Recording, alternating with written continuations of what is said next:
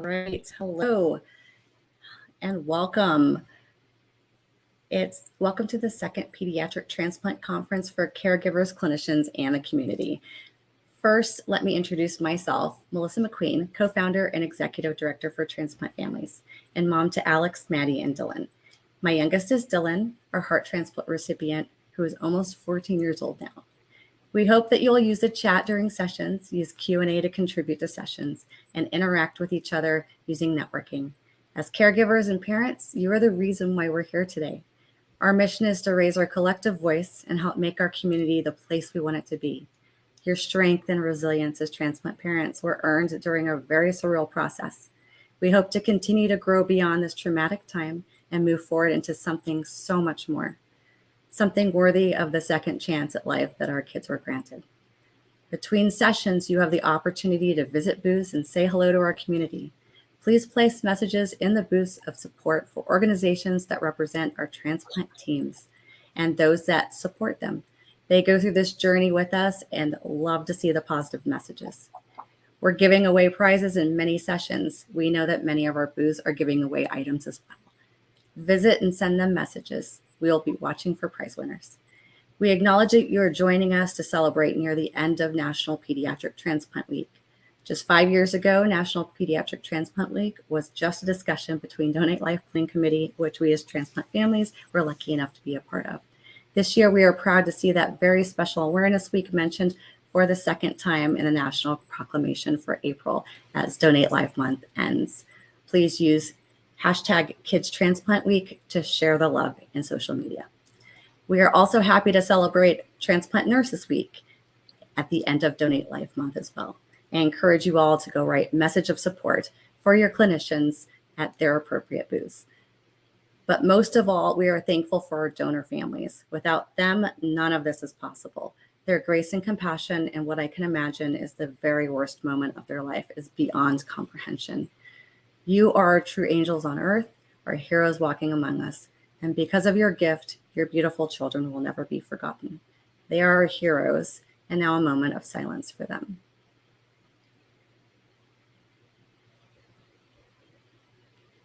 And now, it is my distinct honor to introduce our main keynote, Transplant a Family Journey. We are so very honored to have Michael Kutcher with us. Some of you may know him as a very famous twin, but most of us in the transplant community know him as a warrior advocate for transplant recipients. He never gave up his spirit of courage that helped him survive unbelievable experiences despite all the odds stacked against him. Michael is proof of what a positive mindset and perseverance can accomplish. Now he has a family of his own and provides a sense of hope for us all. Luckily, he has agreed to stay with us a few moments after the program for questions and answers. Without further ado, I introduce Mr. Michael Kutcher. Thank you, Melissa. I appreciate the opportunity to speak with you today and actually just to share my story. And as I walk through my journey with you, I'd like to talk to you about unexpected moments and the perspective that some unexpected moments have given to my life. See, life is full of unexpected moments. In fact, it's what keeps us up at night. It's the good, it's the bad, it's the ugly, it's the unforgettable memories of our lives. These moments can sometimes be scary, as we all may know, yet sometimes it has the ability to change our lives and provide perspective in our lives. Now, there's numerous unexpected moments in my life that have helped define the individual I am today, that's helped gain perspective and helped me somewhat come to my senses, so to speak. But the most prominent moment started on November 22nd, 1991. See, on November 22nd, 1991, in 91, I was in 8th grade. I was 13 years old. I was doing what normal 8th graders would do. We were on Thanksgiving break, so we had the holiday from school, but unfortunately, I fell ill. I was unable to get myself out of bed, but my mom really didn't want to go through the process of going to a caregiver only to hear that maybe it was a viral issue. I needed to go home and just receive rest. And at that time, honestly, in my family, co-payments were hard to come by. So we waited that time out, and days would go by, and then a week would go by, and I wasn't getting any better. In fact, I was getting more and more weak. So my mother actually did decide to take me to the emergency care at that moment. And at that moment, at the emergency care, they started to fill me full of fluids and diagnose me. They took an x-ray. And as they took an x-ray, they realized that my heart was 4 times the size of a normal heart. They didn't know what to do, so they transferred me to an area hospital. I would wait and wait for hours until about 2 o'clock in the morning where I would see a cardiologist. When that cardiologist entered the room, his name was Dr. Cook. Now I knew Dr. Cook because Dr. Cook was actually the father of a middle school friend of mine at that time. So I was familiar with him. I was friends with him. And Dr. Cook sat by my bedside. He began to do what's called an echocardiogram. As many of you may know, it's essentially a sonogram of the heart. And indeed, Dr. Cook could see that my heart was enlarged. But I'll never forget what happened when Dr. Cook finally ended that echocardiogram. Dr. Cook would bow his head. He'd slowly look up at me. And he would tell me, Michael, your heart is failing you, and you need a heart transplant. Think of those words. You need a heart transplant. I had no idea what to think. Here I am, 13 years old. My perspective is not there. I don't have the sense to realize the gravity of the situation that I'm in. I actually had a few questions for Dr. Cook. Number one, how long do I get to be out of school? And how much ice cream do I get to eat? See, 13 years old, I had no idea what was going on. In fact, I actually was under the impression that maybe they just had a heart in the back of the hospital in a pickle jar somewhere that they could give me. It wasn't until my mother spoke up at my bedside that I actually came to my senses and understood the severity of the situation. You see, at that time, my mother asked a question. My mother asked Dr. Cook, how long do we have? Now, I understood that. I understood the question my mother was asking at that time, and I quickly came to my senses. She's asking, how long do I have to live? Dr. Cook once again realized I wasn't understanding the gravity of it. And he looked me dead in the eye. And he said, Michael, you have 3 to 4 weeks to live. Now think about that. I was a healthy 8th grade, 13-year-old boy a month ago. And today I'm being told I had 3 to 4 weeks to live.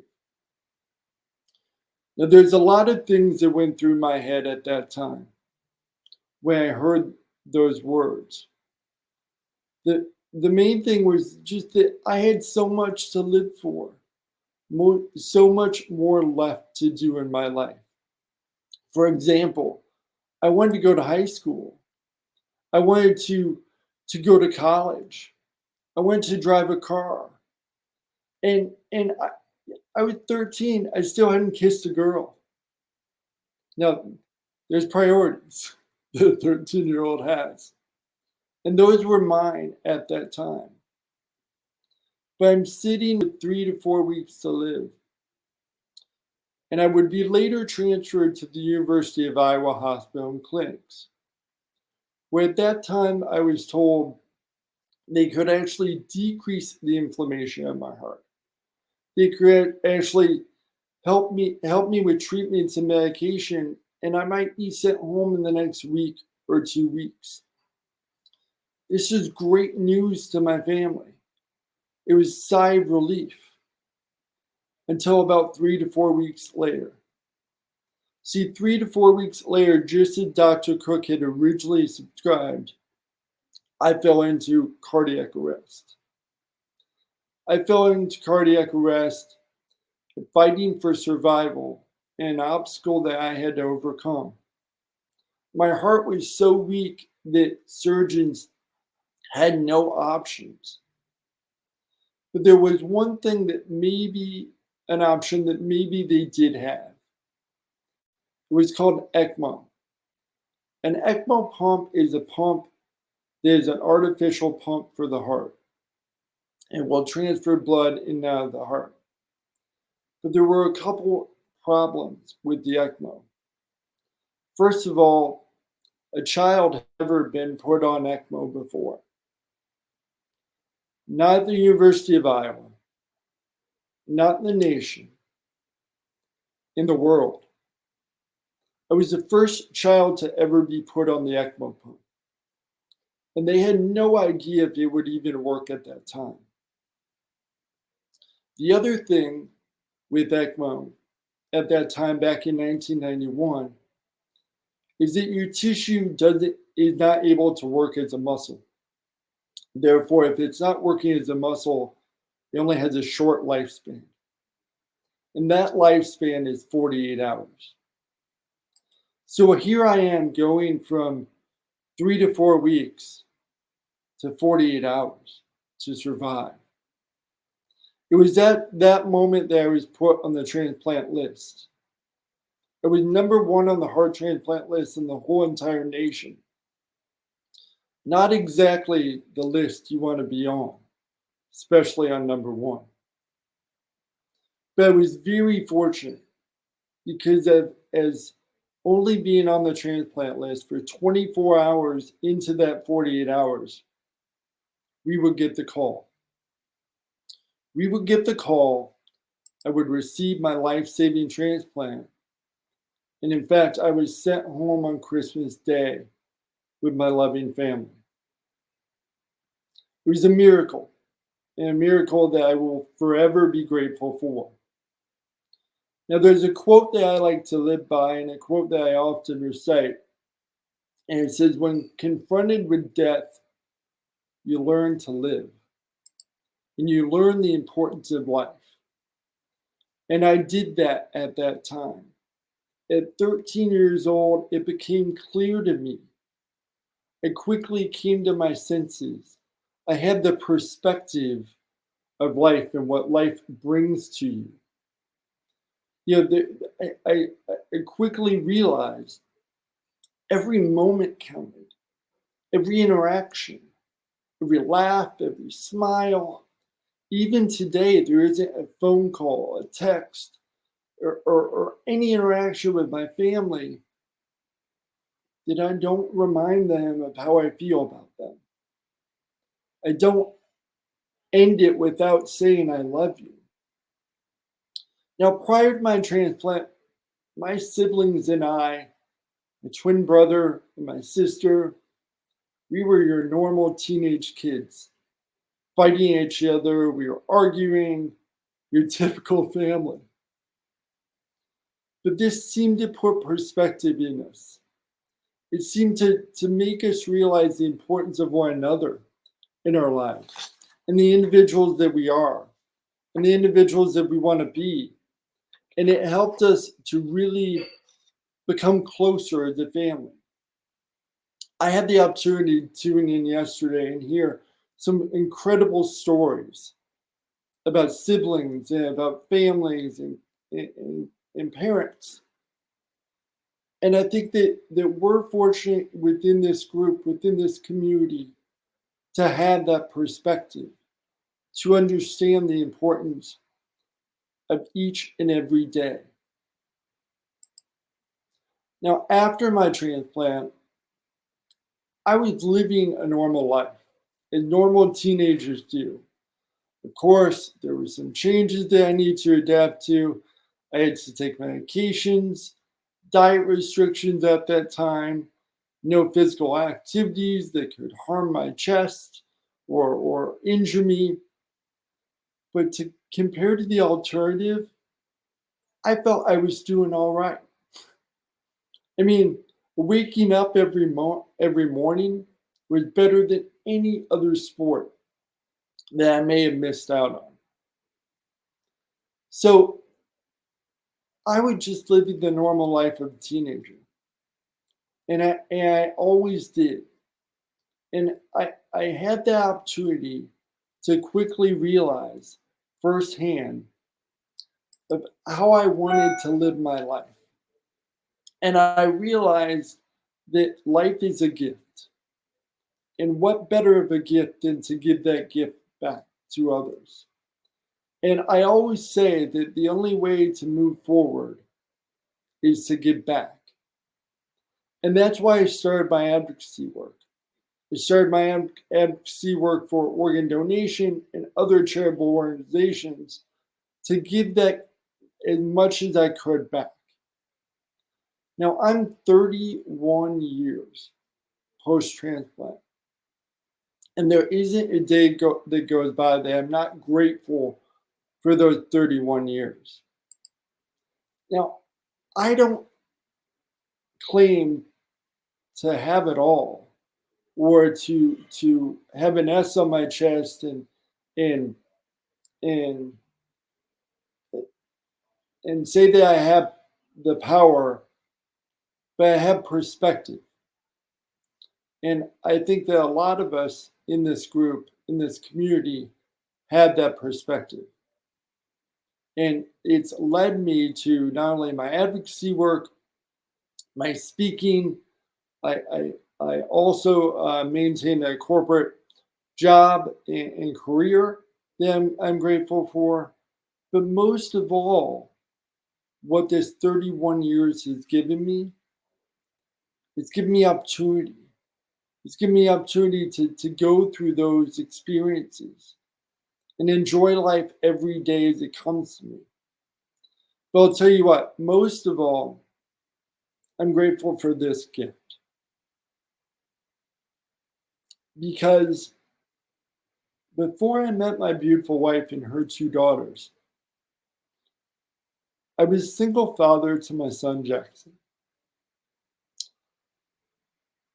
And I know that we often say that our donor gave us our greatest gift that we could ever imagine or hope for.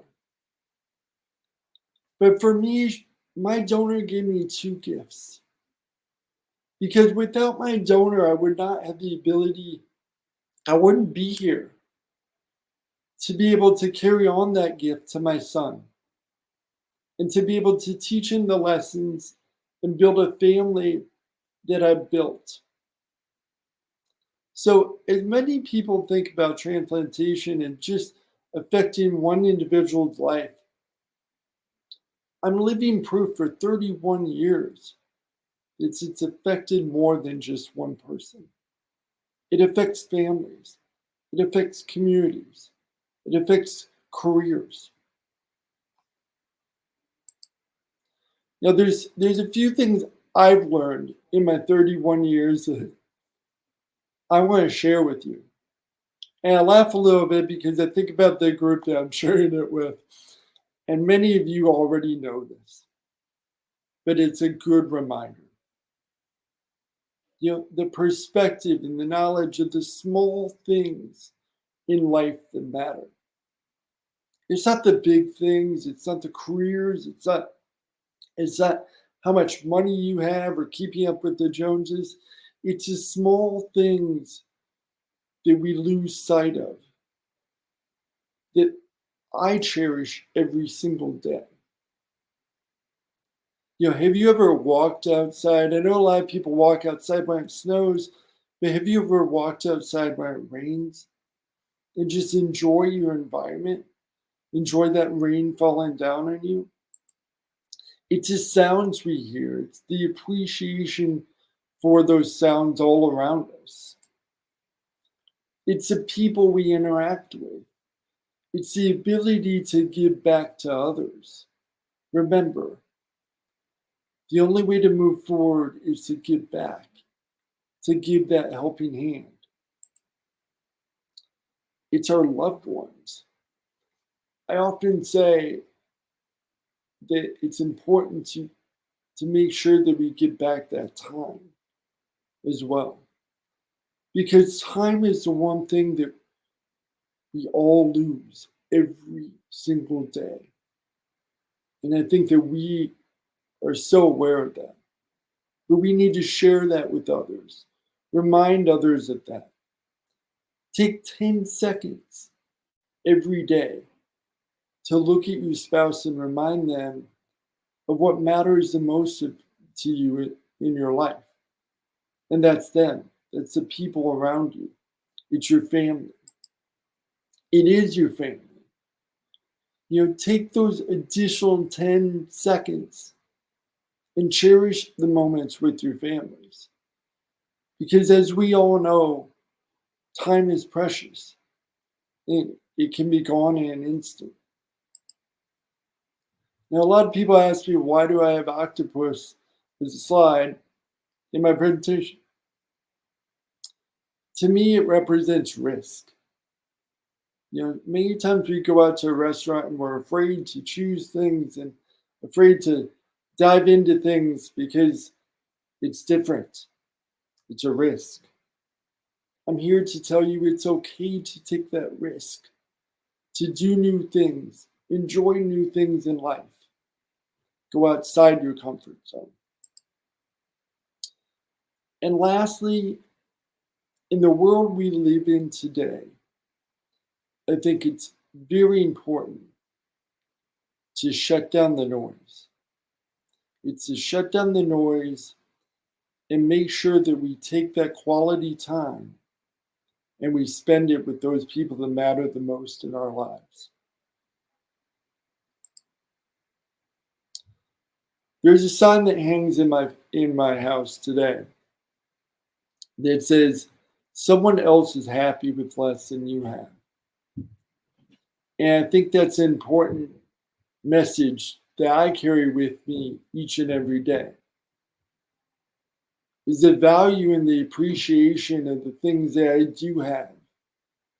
The value and the appreciation of not what I'm doing during the day or the experiences I may be having at that moment. When I start my day, the appreciation that I start the day with is the value of waking up and being able to spend that time with the family and the community that I have.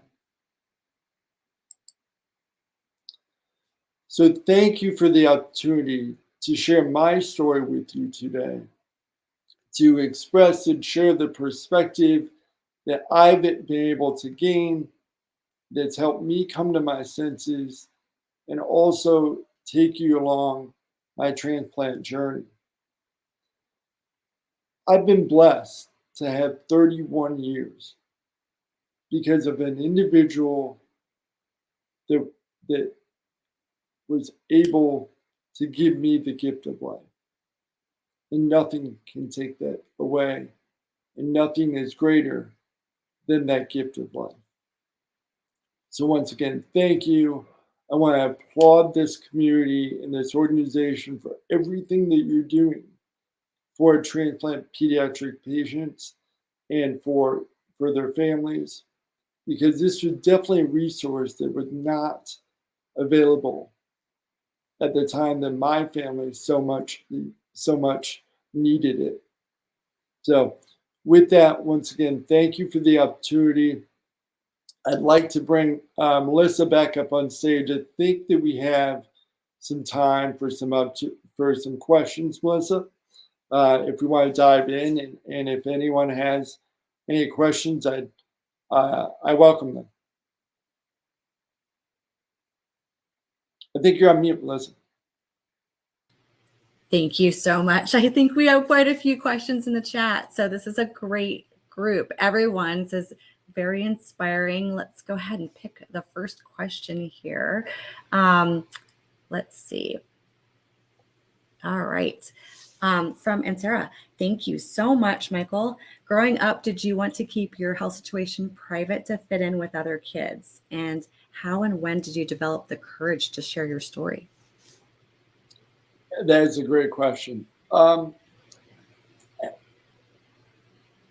think a piece of my story that maybe you didn't hear was my disability. So I also have cerebral palsy, which is completely separate from the heart transplant, by the way. So from a disability side, yes, definitely wanted to. But from a heart transplant, I found it intriguing. I found it really cool. I even remember asking my cardiologist to make me a videotape of my echocardiogram so I could take into biology class and show them the fascinating images that we had on screen. So I really embraced it from that standpoint, and didn't try to hide my my transplant at all. How did I develop the courage to share my story? Um, it's a longer story, and involved more the disability side as well. But I realized that I always, when I was growing up, I did certainly have times where I fell on woe is me as the victim of this, and why did this happen to me, and the guilt of my donor, and you know, I think we all know, like, the pity party. Um, but then I quickly realized that, I'm not a victim in this. I'm a victor. And I realized that, I think, Melissa, I was telling you earlier in a conversation we had, this didn't happen to me, by no means. This happened for me. So when you start turning that perspective and realizing that, you realize what you can do with that. And you realize that with this happening for me, I have an obligation and I have a responsibility to share that with other people, to help to increase the donor registration, to save more lives, to help to improve the organ donation programs and databases, and how the organization works. I can be involved, and you don't just have to be an organ donor to save a life. All you have to do is encourage people and get someone else to be a donor to save lives. So well said. I love that sentiment. Just knowing that you're helping others and sharing your story is a huge motivator all on its own. Our next question is from Olga. Do you think taking care of your overall well-being, eating well, exercising, managing stress plays a role in keeping your heart going? What do you do to stay healthy? The first part of the question, yes, definitely. I think that my cardiologist would tell me that. I think that any physician would tell you that healthy lifestyle breeds healthy heart. I try to. I mean, I'll be honest with you. I try to. I mean, leadership of the corporate organization. Some days it's 12, 15 hours a day. Overall, I live a very normal life with the normal stresses that many of you have. The job, the kids, the activities, the on-the-road speaking, advocacy work. I'm very busy. But I do try to minimize the stress. I do try to watch what I eat. I like to eat as much, you know, plant-based protein as I can. I like to exercise as much as I can. Um, so yeah, I wouldn't call it a normal regimen for me by any means, but definitely I'm aware of it, and I try to stay as healthy as I can. That's great. That's the best we can hope for. I think a lot of our transplant kiddos lean in that direction towards healthy eating, and that's wonderful. I'm going to selfishly ask a question of my own. How did your family rally around you during your transplant time? And I guess I could add on, how do they rally your kids now, rally around you now? Yeah, you know, it was very difficult um, during that time, especially during that 3 to 4 week period, and especially when I was down to that 40-hour window because I didn't see my siblings much. My dad was just starting a brand new job, so he was required to be at work. My mom was really the only constant that was there for me in the hospital. And I heard many stories. I heard a few of the stories yesterday, and it just brought back memories. My brother had to go live with another family that we were close to. My sister was kind of on her own when she was around 16 years old. Um, it was a very difficult time, but I think the rally point really started once I was in recovery. And once we realized, why are we fighting? Why are we bickering? Why are we, you know, doing the things that we do instead of appreciating each other? It's not every day that you hear a 13-year-old tell their siblings that they love them. But it's the first thing I did when I saw my siblings. And it's a constant reminder. And today my kids, they've heard my speech, they know my story. And I hope that all I do today just instill in them the importance of organ donation and what my donor has brought to not only my life, but their lives. So, Amazing for sure. Let me see. There are so many great questions in here.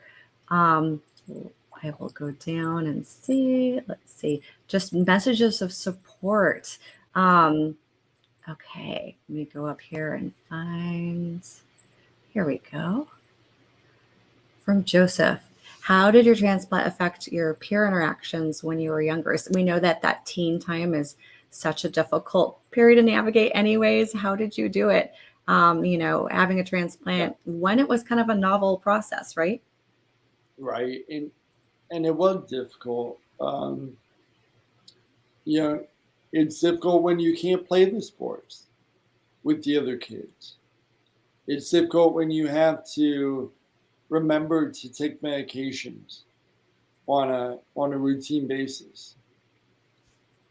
But I think it's also important to realize those friends when you go through, at least at 13 when I was going through my surgery, those friends that were real friends that rallied around you, that were there to support you. And those are the friends that I remain constant with through that time period. Um, and it helped that I had a twin there as well that had his own friends and we could build friendships together. And he was very much hey, if you're not, if Mike's not with us, I'm not with you type foundation. But I think that you learn to navigate it. You learn the pockets of relationships that you can be in and what ones maybe aren't right for you because they're over here and you can't enjoy all the sports activities that you normally would. But maybe there's opportunities for you to do so as well. So I would have loved to play football. I would have loved to play soccer. You know what? I learned about the great game of golf, right? You've got to think outside and think of other avenues that maybe you wouldn't have normally looked at to pursue. Um, so that's kind of how I navigated those peer relationships, um, and through my teenage years.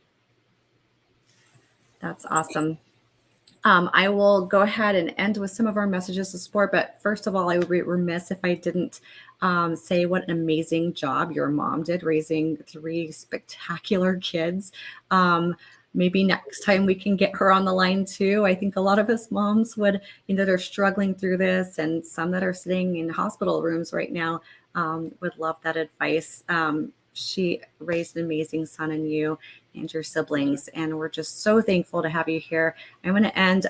There are a lot of messages of support and how you've inspired, but let's see. I am going to share this one from Christina. It kind of says it all. There's so many others, I know. So cerebral palsy and right. I'll throw this out. I'll throw this out to the group, especially Christina. My website. Feel free to reach out to me if you have questions, or Instagram.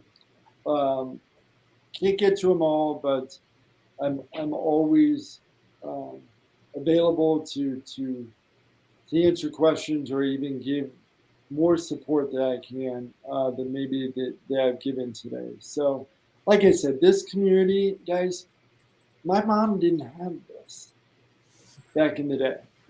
Yeah, we had different things like Ronald McDonald House and other things, but we didn't have the support group that's being built through this organization today. We didn't have other transplant families to ping different things off of. There's questions. Can I do this, or can I do that? And what's harmful, what's not? And I think what you're building here in this community is so much needed, and it's a great support for all. So kudos to you and everything you're doing. And once again, feel free to reach out. Happy to be of further support if I can. Thank you so much, Michael, for your time today. I think I'll respect everyone's time and give them a little quick break before the day begins. We have a day full of amazing sessions today and tomorrow. We hope that you'll all join us, and we hope that, Michael, you'll join us again sometime. We'd love to work with you again, and your story is incredibly inspiring. I could just hear it over and over again. Thank you very much. I appreciate your time. Thank you all. We'll see you soon in the other sessions.